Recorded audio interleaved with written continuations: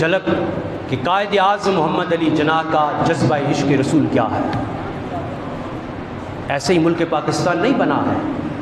کتنے ممالک ہیں ایسے طاقت کے بل بوتے پر لوگ استعمال کرتے ہیں۔ آج امریکہ افغانستان سے بھاگ رہا ہے، امریکہ کے پاس اسلحہ کم ہے، افرادی قوت کم ہے اس کے پاس، نہیں تو تلوار کے زور پر یا اسلحہ کے زور پر یا پیسے کے بل بوتے پر ممالک فتح نہیں ہوتے ہیں۔ ملک پاکستان اگر حاصل ہوا ہے تو اس کے پیچھے رسول اللہ صلی اللہ علیہ وسلم کی دعائیں اور مدد شامل ہاتھ تھی۔ قائد اعظم لکھتے ہیں کہ میں جب یہاں بر صغیر سے لوگوں سے مایوس ہو کر کے انگلینڈ چلا گیا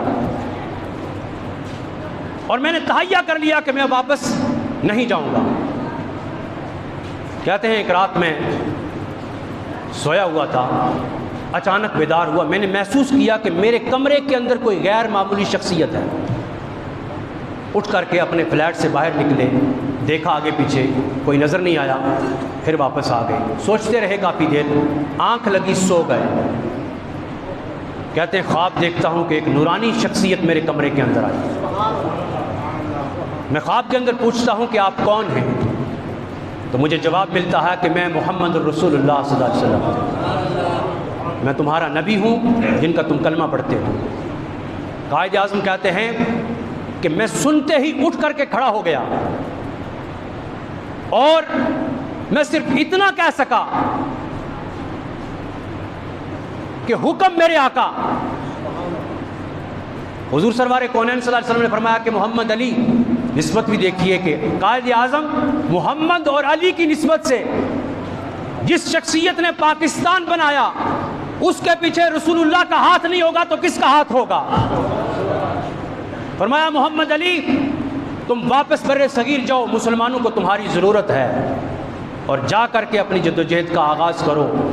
میں تمہارے ساتھ ہوں۔ تو قائد اعظم محمد علی جناح کہتے ہیں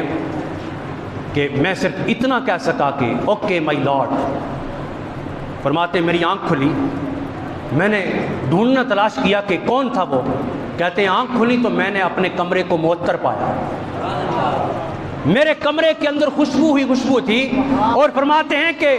وہ گھڑی، وہ لمحہ کہ جس گھڑی مجھے سرکار کائنات صلی اللہ علیہ وسلم کی زیارت ہوئی، پھر زندگی بھر وہ لمحات میں بھول نہیں سکا۔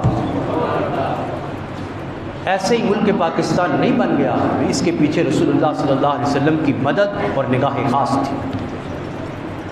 سو آج ہم آزاد فضاؤں کے ساتھ اس دھرتی کے اوپر اپنی مرضی سے نماز ادا کرتے ہیں، اللہ کی عبادت کرتے ہیں، اپنی زندگی کے معاملات سر انجام دیتے ہیں۔ اور اگر غلامی کو دیکھنا ہے تو ذرا کشمیر کو دیکھ لیجئے کہ کتنا عرصہ ہو گیا۔ یہ کورونا کی وجہ سے دنیا کے اندر لاک ڈاؤن تو ابھی آیا، لیکن ہندوستان نے جبری لاک ڈاؤن کتنے عرصے سے کیا ہوا ہے کشمیر کے اندر، جس کی سزا ہندوستان نے بھگت لی ہے، اور انشاءاللہ العزیز وہ وقت قریب ہے کہ جس طرح اس نے بر صغیر جب ایک تھا اور اس نے مسلمانوں پر جبری ظلم اور تشدد کا بازار گرم کیا، اور قائد اعظم محمد علی جناح رحمۃ اللہ تعالیٰ علیہ کی قیادت کے اندر مسلمانوں نے اپنا الگ وطن اور یہ ریاست حاصل کر لی، آج اسی طریقے سے کشمیر کے اندر بھی ظلم اور ستم عروج پر ہے، اور وہ وقت قریب ہے